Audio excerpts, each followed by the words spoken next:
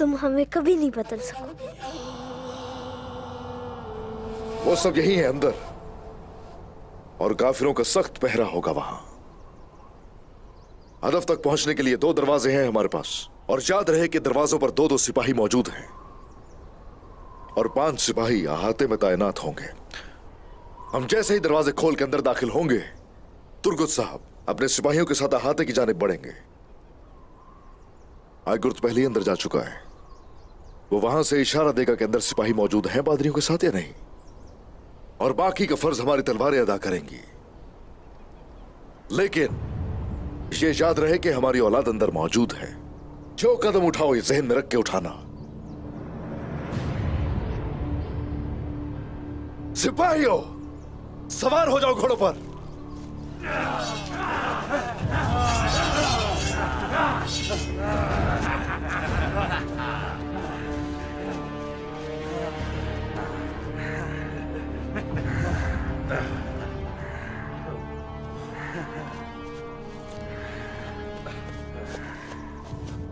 उस्मान, तुम्हें लगा कि मैं बच्चों को ऐसे ही तुम्हारे हवाले कर दूंगा?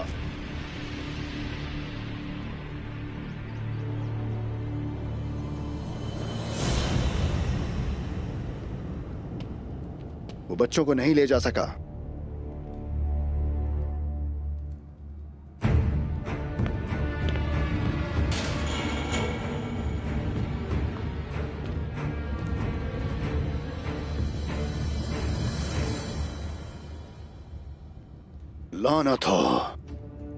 लानत हो उस पर। उस्मान बच्चों के ठिकाने से वाकिफ है। बात सुनो, तुम फौरन जूलिया के पीछे जाओ।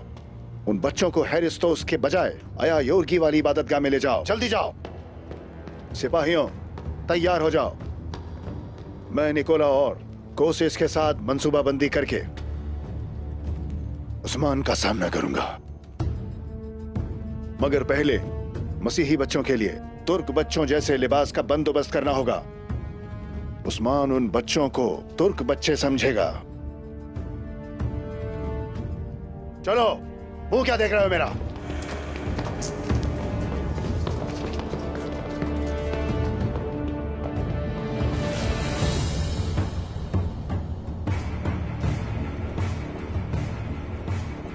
हर बार तुम हमसे जिंदा नहीं बच पाओगे उस्मान। इस बार सब खत्म।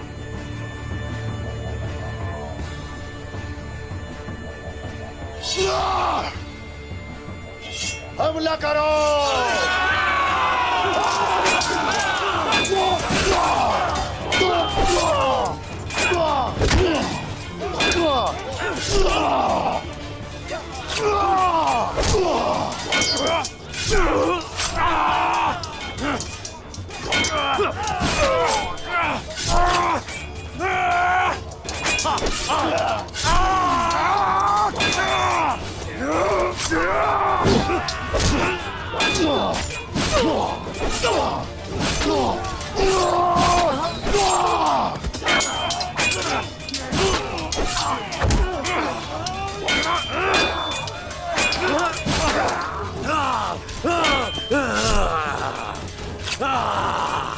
कोई नहीं बचेगा।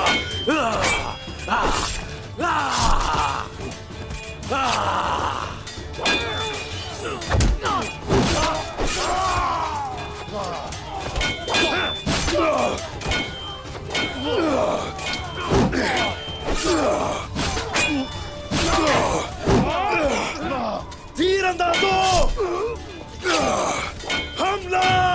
कोई आगे न बढ़ पाए।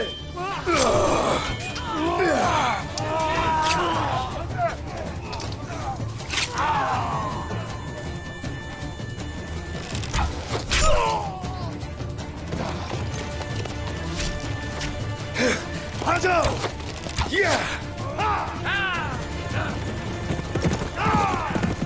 क्या हो गया? शिकार करने आए थे, खुद शिकार बन गए उस्मान।